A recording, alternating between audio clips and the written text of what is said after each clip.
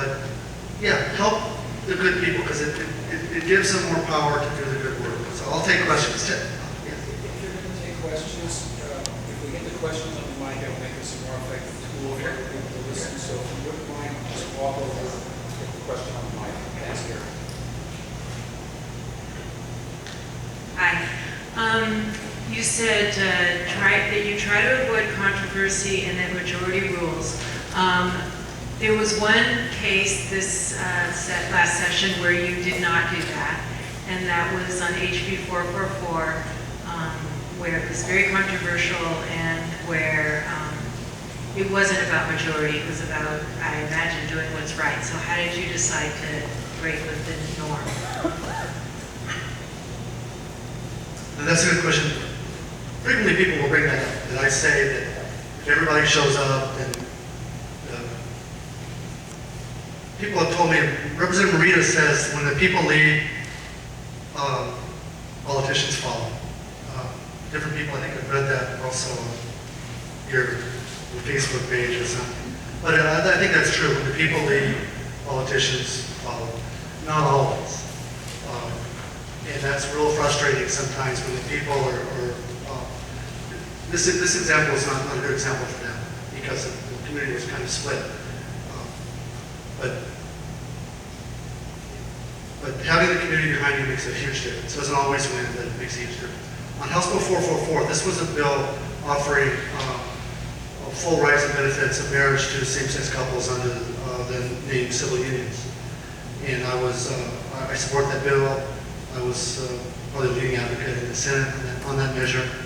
And I don't know, those of you that may or may not have followed it, it's kind of an interesting story. I'll try to do it as quickly as I can. This is one of those controversial bills. This is a controversial bill that costs people, sometimes it costs people their elections. And so they want to know that it's going to, people, if you're going to vote for it, you want to have good reason to vote for it, you want to feel good about it, but it's a tough issue. The gay community came to the legislature and the Democratic Party, for that matter, 2 years ago and said, we want to pass, this is our priority. We want to pass the civil unions bill in the state of Hawaii. And as majority leader, one thing I do is I sponsor the Democratic Party bills. And so I supported the issue, but at the same time took a big deep breath because I didn't know what's going to happen politically. And I sponsored the bill in the Senate. And lo and behold, nothing bad happened to me.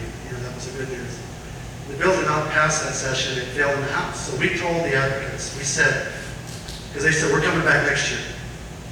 And we said, well, why don't you do this instead? Next year is an election year. It's always, and this is, we can be cynical about it, but it's the truth. Election year, it's hard to pass controversial issues. And so we said, instead of coming back next year, why don't you go out in the community, build a coalition, get labor behind you, get some different groups, with social workers behind you, get different groups behind you, then come back the following year. And if the House passes it, we'll pass it in the Senate. That's the message we gave to the group. And lo and behold, they went out and did it. They got a coalition together, they skipped that 1 year. They came, the House passed it right away with one vote short of a supermajority. Then it came to the Senate.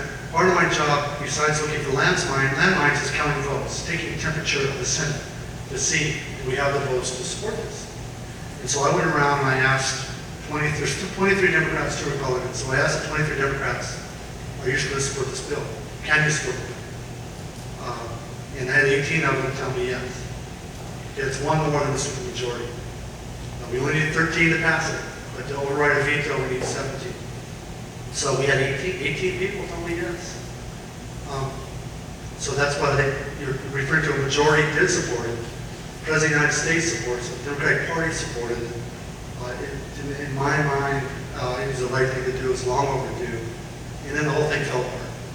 And there's no real way to know what happened. I mean, you can ask legislators who voted whatever way you may or may not like their vote, why they voted that way. But the will to pass it, those 18 votes faded away. It tied up in the committee. It was a 3-3 vote in committee. And majority of the Democrats on the committee supported it. Again, the majority supported it, but it was a 3-3 vote. It's bad and unusual to have a committee of 6 people, but We happened to have one in this case, and it wasn't some nefarious plan, I don't believe. It just happened to work out this way. So it was stuck in committee, and we couldn't get the votes full out of the committee. I tried to do that myself and was unsuccessful. We got 6 votes.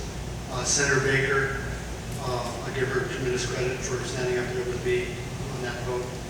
And then it didn't work, and we tried it again. Right before the session ended, Senator English also, he had missed the first vote, he stood up on that vote. We managed to pull it from the committee, but then the opponents of the bill amended the bill. It's weird how these things work. So we got the bill to the floor for a vote. And all we had to do was vote yes, and it would have been passed into law. But the opponents of the bill offered an amendment, and that amendment passed. But the people voting for the amendment actually didn't want it to pass. It was just a maneuver to delay and to kill the bill. So that bill, though, is still alive, but it's been delayed, and it will be back on the agenda. We have a 2-year legislative cycle. And so any bill introduced in the first year that's not actually voted down will stay alive in the second year. So this is kind of important for your legislation, because you don't have to start all over again. The solar bill passed in the Senate 1 year, didn't pass the House. And the next year, I went to the House and said, all you got to do is pass it. We don't have to go all the way to the Senate again. So you bypass a lot of work in the second year. So other questions? Shot, yeah. How did you get Kauai to go more GMO free? What happened that you were able to get Monsanto to shut down their facilities there and move them more to Maui? Now we've got, Maui to deal with. The question is, how did we get Monsanto to close down on Kauai?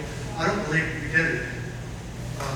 I think they downsized their operation. I don't think it was due to political pressure or anything. I think they just reorganized. But they still have a big presence. The GMO industry still has a. What do you see needs to happen in order to bring more awareness for the GMO-free bill to be passed? Because there's so much misinformation out there. I'll repeat the question. About the other. The question is, what do we need to do to get a GMO bill passed? There's so much propaganda out there. With all the propaganda and the industry strength. When I first came into the Senate, which was 78 years, until I came into the Senate, GMO bills had never even gotten a hearing. Okay, the committee chairs control the agendas. Excuse me, they didn't even schedule a bill for a hearing. They didn't want to hear it. And then finally we got on the agenda. Here we are, 7 legislative sessions later, still had never passed anything at all.